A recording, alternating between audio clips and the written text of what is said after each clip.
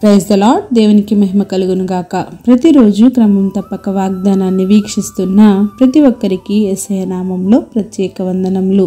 Subscribe చేసుకొని అనేక మందికి షేర్ చేసి దేవుని మాటల ద్వారా బలపరచండి. ఈ దినమునకే ఏర్పాటు చేయబడిన దేవుని వాగ్దానము.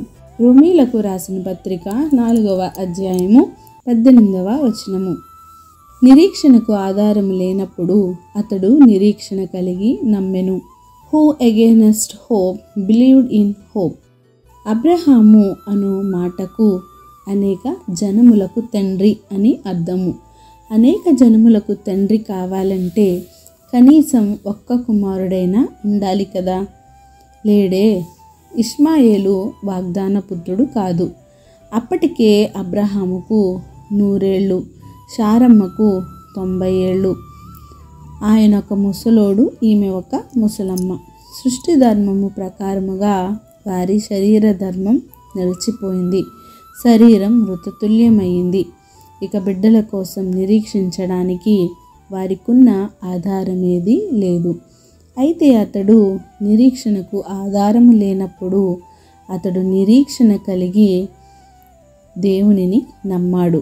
సృష్టికర్తే తన దేవుడైనప్పుడు ఇక సృష్టి ధర్మంతో పనేముంది? మాట ఇచ్చిన దేవుడు శక్తిమంతుడు, సమర్థుడు అని విశ్వసించగలిగాడు. అబ్రహాము ఆయనపైనే పూర్తిగా ఆధారపడగలిగాడు. దేవుడు తనకిచ్చిన వాగ్దానం తప్ప మరే ఇతర అననుకూల పరిస్థితులు ఆయన కళ్ళ ముందు లేవు. ఆ నిరీక్షణ అతనిని సిగ్గుపరచలేదు. అన్ని పరిస్థితులు నీకు అనుకూలముగా ఉండి అన్నీ నీవు అనుకున్నట్లే జరిగితే అది సహజం, అద్భుతమేమీ కాదు.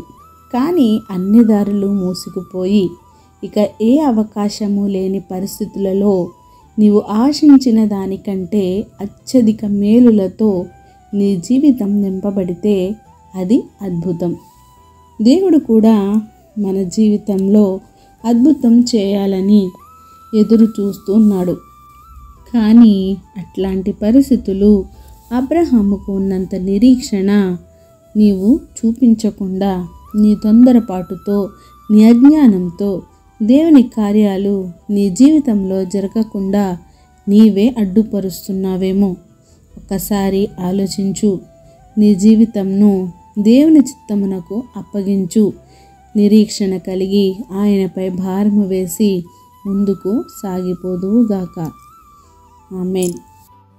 చిన్న ప్రార్థన. ప్రేమ నమ్మకం కలిగిన మా ప్రియ పరలోకపు తండ్రి, మీరు ఇచ్చిన వాగ్దానంకే వందనాలు దేవా. ఎవరైతే ఈ వాగ్దానాన్ని విన్నారో, విన్న వాక్య ప్రకారం వారి జీవితాలను సరిచేసుకొని వాక్యానుసారంగా జీవించే జీవితాన్ని ప్రతి ఒక్కరికి దయచేయండి దేవా. అవును ప్రభా, నిరీక్షణ కలిగి నీ యందు విశ్వాసంతో, మీ యందు భయభక్తులతో నాయన వాగ్దానము చేసిన దేవుడు నమ్మదగిన వాడవని మేమందరము గుర్తిరిగి నాయన తండ్రి నీ మీద భారము వేసి ముందుకు సాగిపోయే కృపను మా అందరికీ ఉంచండి. ప్రార్థన వస్తుకొని ప్రతి ఒక్క బిడ్డని ఈ సమయంలో జ్ఞాపకం చేసుకోండి. ప్రతి ఒక్కరి అవసరతలను ముందుగా ఎరిగిన దేవ, వారి అవసరతలను, అక్కరతలను సమయానుకూలంగా తీర్చి సమస్త ఘనత, మహిమ, ప్రభావం మీరే ఆరోపించుకుంటారని యేసుక్రీస్తు ఉన్నత నామమున ప్రార్థించి అడిగి వేడుకొంచున్నాను మా తండ్రి. Amen. God bless you all.